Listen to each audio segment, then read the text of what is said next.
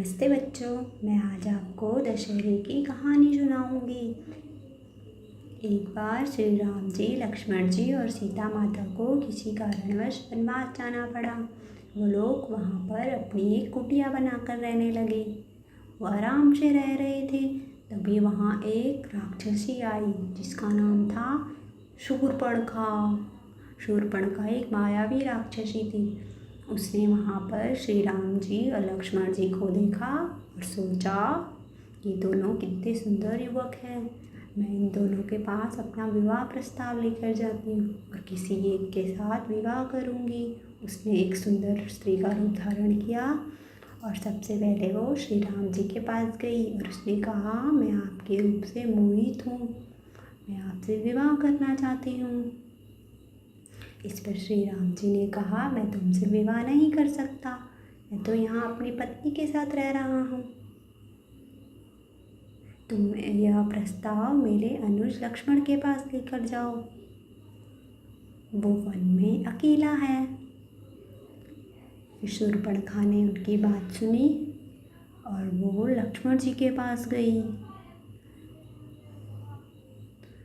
शूर्पणखा ने लक्ष्मण जी से कहा, आप कितने बलशाली हो, मैं आपसे विवाह करना चाहती हूँ। लक्ष्मण जी ने कहा, मैं तुमसे विवाह नहीं कर सकता, मैं तो पहले से ही विवाहित हूँ। शूर्पणखा ने कहा, आप इस वन में अकेले हैं, आप मुझसे विवाह कर लीजिए। वो बार बार लक्ष्मण जी को विवाह करने के लिए बोलती रही। इस पर लक्ष्मण जी को गुस्सा आया और लक्ष्मण जी ने गुस्से में आकर उसकी नाक काट डाली। उन्होंने शूर्पणखा की नाक काट डाली।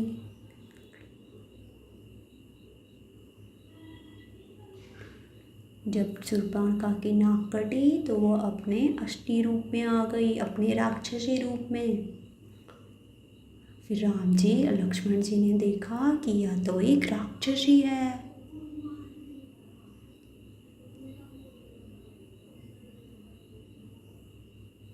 फिर शूर्पणखा रोते हुए अपने महल पहुंची, जहाँ पर उनका भाई रावण था। रावण वहाँ अपने मंत्रीगणों के साथ बैठे हुए थे। शूर्पणखा ने कहा कि वन में 2 युवक हैं, उन्होंने मेरी ये दशा की। रावण को गुस्सा आया और रावण ने कहा, चलो मुझे वहाँ ले चलो, मैं अभी उन दोनों का वध करता हूँ। इस पर शूर्पणखा ने कहा, नहीं भैया, उन्होंने एक स्त्री का अपमान किया है, इन दोनों के साथ वहाँ एक स्त्री भी है।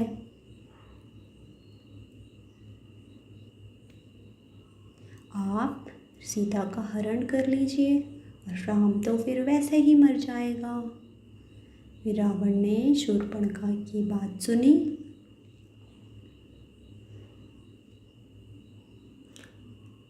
शूर्पणखा ने कहा, अगर आप सीता का हरण करोगे तो मेरा बदला पूरा होगा। रावण शूर्पणखा की बात सुनकर मायावी राक्षस मारीच के पास पहुंचा। उन्होंने मारीच से कहा कि तुम्हें मेरी सहायता करनी होगी। इस पर रावण ने कहा कि हमें वन में एक सीता का हरण करने जाना है।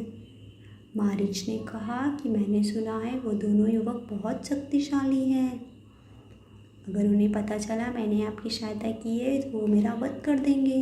रावण ने कहा, अगर तुमने मेरी सहायता नहीं की तो उनसे पहले मैं तुम्हें मार डालूंगा। फिर मारीच के पास कोई रास्ता नहीं बचा, उसे रावण की बात सुननी पड़ी। फिर वो दोनों जंगल पहुँचे। रावण ने मारीच को एक सुंदर से हिरण का रूप लेने को कहा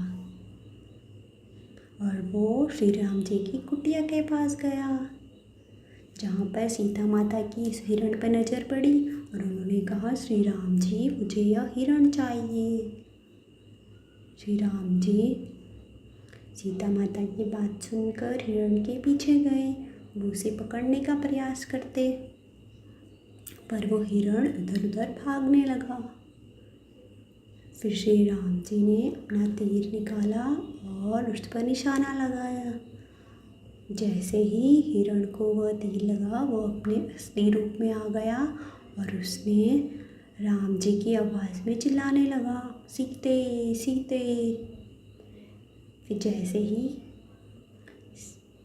सीता माता ने यह आवाज़ सुनी तो उन्होंने लक्ष्मण से कहा, तुम्हारे भैया किसी मुसीबत में हैं, जाओ उनकी सहायता करो। लक्ष्मण जी को आभास हो गया था यह किसी राक्षस का काम है। फिर उन्होंने माता सीता के चारों ओर एक रेखा खींची, लक्ष्मण रेखा, और उन्होंने सीता माता को कहा, आप इस रेखा से बाहर नहीं आएंगी। फिर लक्ष्मण जी चले गए राम जी की सहायता के लिए। फिर वहाँ पर रावण आया और उसने अपना वेश बदला, वो एक साधु के रूप में आया। वो कुटिया के पास आया, वहाँ आकर कहने लगा, भिक्षाम देहि।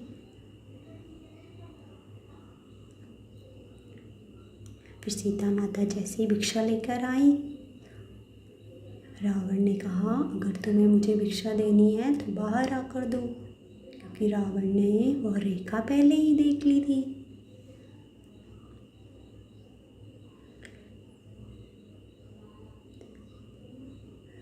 रावण ने कहा, अगर तुम्हें भिक्षा देनी है तो तुम्हें बाहर आकर देनी पड़ेगी, नहीं तो मैं भिक्षा नहीं लूँगा।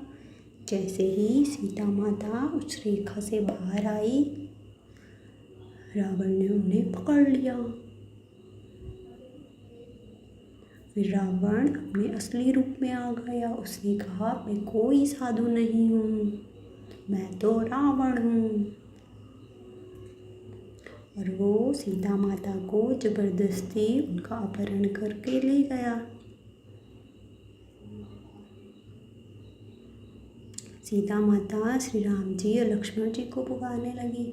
जैसे ही राम जी लक्ष्मण जी आए, उन्हें पता चला कि सीता माता यहाँ नहीं है। वो उनको ढूंढने चले गए।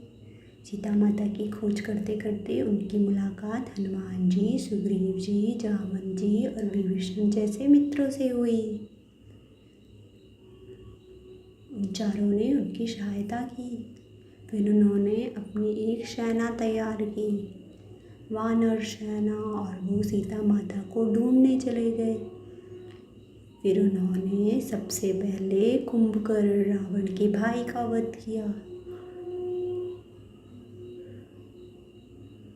फिर रावण के साथ उनका युद्ध हुआ। श्री राम जी और रावण का युद्ध हुआ।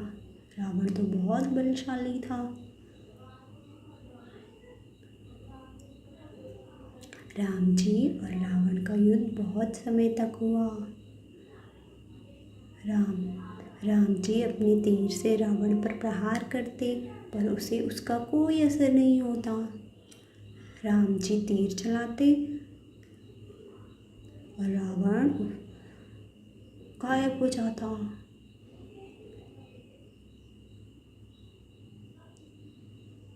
रावण बहुत शक्तिशाली था।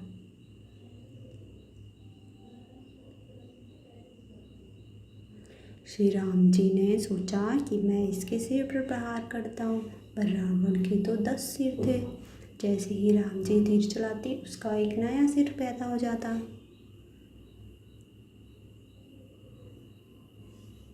राम जी ने सोचा, इस पर तो मेरे तीरों का कोई प्रहार नहीं हो रहा।